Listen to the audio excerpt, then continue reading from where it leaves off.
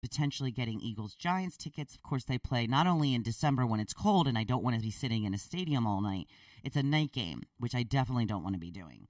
So I thought maybe I'd try to get a ticket for the Eagles home opener, who they were playing the Washington Redskins, and the Giants will then be playing at 4 o'clock. So I thought maybe we could go down to Chickies and Pete's in South Philly, take the taxi cab over, because they'll let you do that if you're going to, if you eat there. Go watch the game, come back on the taxi cab, and then stay at Chickies and Pete's to watch the Giants-Dallas game at 4:25. So I get on to purchase the tickets, and I'm in the queue. I haven't bought tickets in so long. All this stuff is new to me. I'm in the queue. There was 1,100 and some people ahead of me. And then you're waiting and waiting and waiting, and all of a sudden you're in. And there's all of these tickets that you can choose from. So I'm going right for the cheap seats, which are $117. That's the cheapest I can find. And I'm like, all right. Every time I clicked on one, it said, oh, sorry, another fan just bought those. So, as I'm going through trying to find, I think our limit was about 180. If I probably would have just gone on and gone to the 180s right away, I probably would have gotten the 180 seats, but I was trying to get the $117 seats. So as I kept hitting on tickets and kept being told that they were now gone, pretty soon the lowest price tickets I could find was $200 and above. And I just said, nope, I'm just not going to pay $200 because it's $200 a ticket, which meant it would be $400 and some dollars, which means all of the ticket fees on top of that usually comes out to about $30. And then you have to go down the day of, you have to park, you spend on the money at the actual stadium. And I was just like, I'm not spending $500 a day, for one day to go to a game that Joe's not even really going to enjoy. I mean, he'd go with me. He wouldn't mind. But it's too much. It's just too much. I just bailed out at that point. I said, okay, I'm done.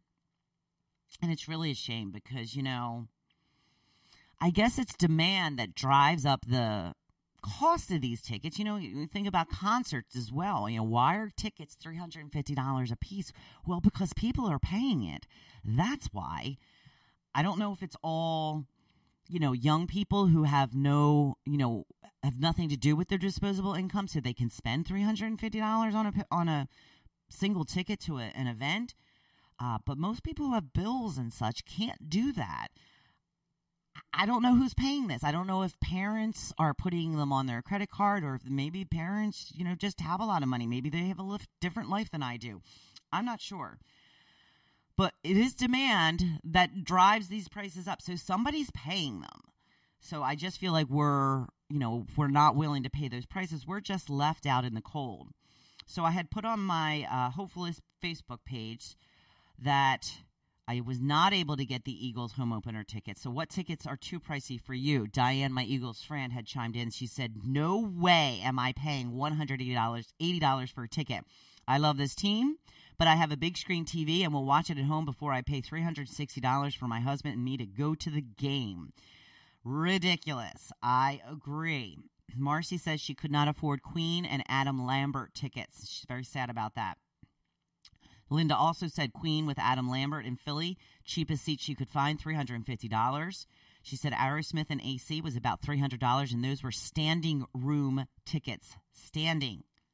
$300 to stand. Michelle says, I will probably never see a game at the Link because of the prices. They are ridiculous. And Dennis says, if we're talking any ticket, concert tickets are outrageous. Yes, I was just talking about that. He says, I went to Live Aid in 1985 for $25 a ticket. I remember when Live Aid tickets went on sale. I remember it clearly. I wanted to go so bad. I was 15. I knew my mother would never let me go. But I remember the tickets being $35. I don't remember them being as cheap as $25. Because I remember thinking $35 was a lot of money then. Because I had gone to, my first concert was Journey. Surprise, surprise. Well, the first concert that I actually stood in line and bought tickets for, they were $17. So $35 to me was like, wow, that's pretty pricey. So there are a couple of shows you can go to. Dennis says he's going to see Foghat and the Guess Who in Quakertown for $32 a ticket for general admission. That's not too shabby. We had gone to see Frankie Valli not that long ago. His tickets were, I think, $40-some a piece. I have no problem with paying that amount of money, but I'm not paying over $200 for one ticket to go see anybody. Even Taylor Swift, who is on Ellen today. Super excited. My Swiftie is on Ellen today. I have never seen Taylor Swift in concert, and I probably never will. Even though I think that Taylor Swift knows me. I think that she knows my name. I think she knows who I am. That is a story for another time. That is a tease. That is one of my claims to fame. I think Taylor Swift knows who I am, and I will tell that story at some point, because right now I am focusing on my topic, which is over now. So, yes, lots and lots of pricey tickets that we just can't afford.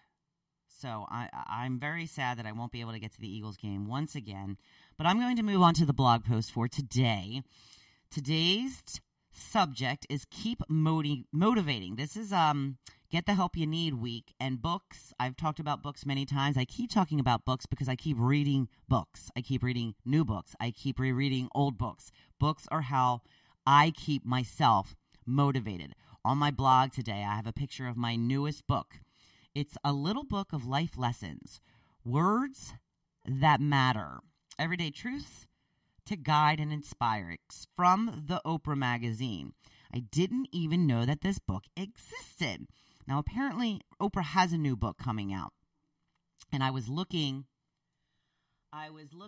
to, just see what that new book was about, because the last book that I bought from Oprah was her Wisdom of Sundays, it was called, and it was based on discussions that she had with guests on her Super Soul Sunday program. So a lot of it wasn't even her, and this one isn't either, really, but it's just small quotes rather than long stories. So while I was looking into the new book, a lot of people said it's much like the last book, The Wisdom of Sundays, and I was like, all right, I'll pass. But while I was looking that book, they give you the also recommended for you, was this Words That Matter from Oprah's magazine. And I thought, okay, that's perfect. I love little quote books. And so I ordered it, and I got it this week, and I am loving it. I am loving it. It's so good. All kinds of different quotes from different historical figures and everyday people and Oprah. There's a lot from Oprah. And speaking of Oprah books, I wanted to let you know my favorite book that Oprah has ever put out is What I Know for Sure. This is a couple years old now. It's a really good book. I think it's just a book of her columns. She has a column in every magazine that's entitled What I Know for Sure. And I think it's just a collection of those, but they're all so good. So as you know by now, I'm constantly buying new self-help books or books full of inspiring quotes, and this is how I keep my motivation.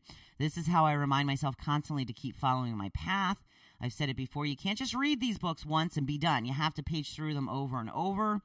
And a book of quotes like this is great because you can just pick it up anywhere in the middle of the book, in the beginning of the book, the end of the book, start reading anywhere. And it's not like you have to follow along. It's just, and they have them sectioned off into areas, like family and relationships or inspiration and motivation and, the kids, your kids. And so, you can refer back to whatever section resonated with you the most. The other thing I got recently that is helping me maintain my motivation and keeping me inspired is My Intent bracelet. I came across the ad for this while scrolling through Facebook one day. It's pretty inexpensive, and I actually do have a picture of it posted on one of my blog posts. You can get this and get whatever you want written on it.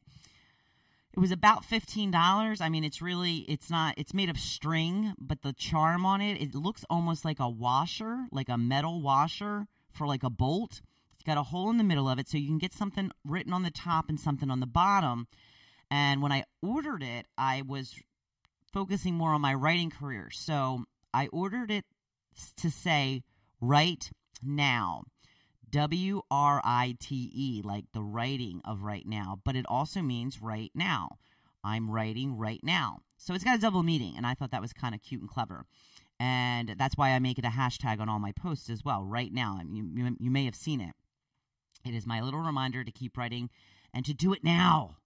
Do it now. I see it all day long, and I love that it's always nudging me to keep moving forward. You can get it whatever you want on your bracelet. Check it out. It's My Intent. They are great reminders to just keep you on track.